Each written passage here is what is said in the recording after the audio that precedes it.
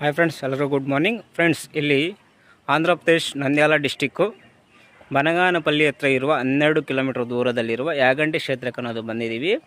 ಯಾರಾದರೂ ದೇವಸ್ಥಾನಕ್ಕೆ ಇಲ್ಲಿಗೆ ಬರಬೇಕಂದ್ರೆ ಬರ್ಬೋದು ಆರಾಮಾಗಿ. ಬೆಳಗ್ಗೆ 7ರಿಂದ ಸಂಜೆ 6 ಗಂಟೆ ತನಕ ದೇವಸ್ಥಾನ ಓಪನ್ ಇರುತ್ತೆ. ತುಂಬ ಚೆನ್ನಾಗಿದೆ. ಇತಿಹಾಸ ಇರುವ ದೇವಸ್ಥಾನಗಳಲ್ಲಿ ಇದು ಒಂದು ಕೂಡ. ತುಂಬ ಹಳೆಯ ಕಾಲದ್ದು, ಪ್ರಾಚೀನ ಕಾಲದ್ದು ದೇವಸ್ಥಾನ.